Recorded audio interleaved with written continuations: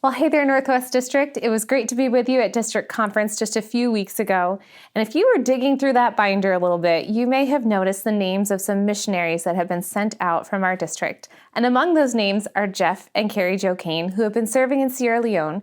And we wanted to take a moment this morning to help you get to know them a little bit better. So I have with us this morning, Carrie Jo. So could you start off by sharing a little bit about your family? I'd love to do that. I'm Carrie Jo. I'm married to Jeff Cain, and we have 3 great kids, 2 older and married and living in Lancaster, California, who have blessed us with 3 grandchildren. Wonderful. The youngest is just a couple weeks old. Mm-hmm. And then our youngest, Rebecca, just graduated from Black Forest Academy in southern Germany, and she will be attending Houghton University this fall. Yay! Yes. And your parents have some connection to this district as well. Tell us a little bit about them. They do. My parents were Don and Joan Kindy, and they were sent out to the mission field from Waite Park Wesleyan here in Minnesota back in 1966. Mm-hmm. And so they went and served in Sierra Leone for almost 30 years. And in the middle there, they came back and pastored at Waite Park in Northeast Minneapolis. So we have been very involved in the Iowa, Minnesota district for that time. And it's through that experience and growing up that God called me into missions. Yeah, so tell us a little bit more about that. Tell us about your ministry in Sierra Leone and how you ended up there. So in 2012, finally, Jeff and I really felt that God was directing our feet back to Sierra Leone. Mm-hmm. Both of us had been there short-term different times, and I grew up there.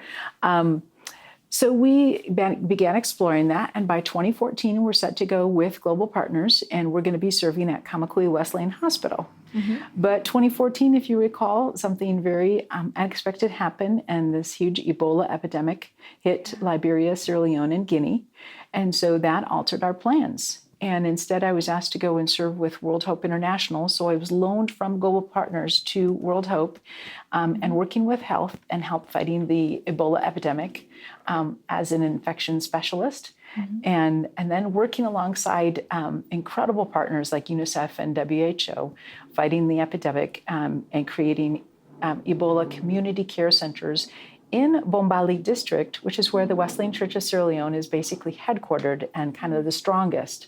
So that link of having grown up there and being very familiar with the culture and linguistically competent was an amazing connection and allowed me to be able to serve and be part of that response.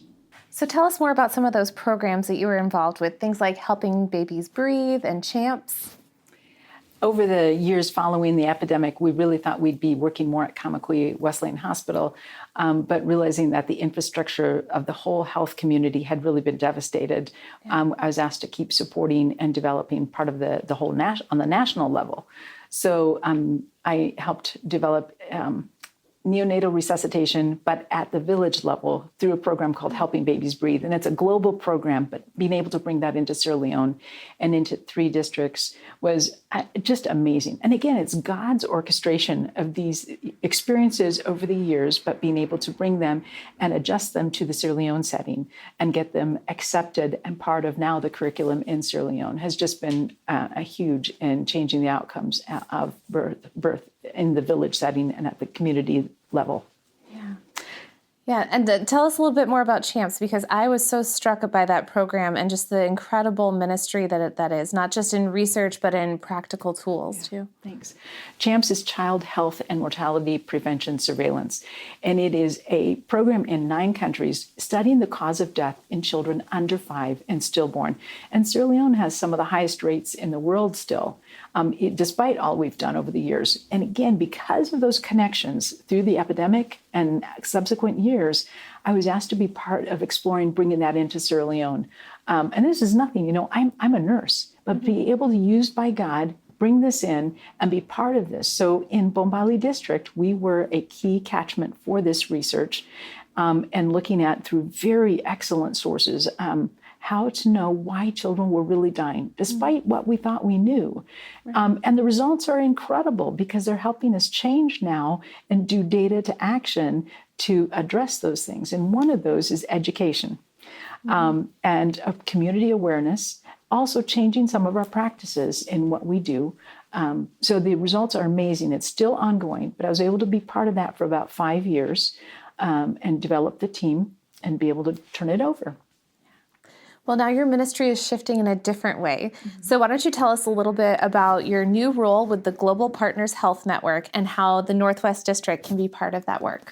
So GPHN is really active and growing and coming together to realize that we can do more as a North American church to support our medical fields abroad.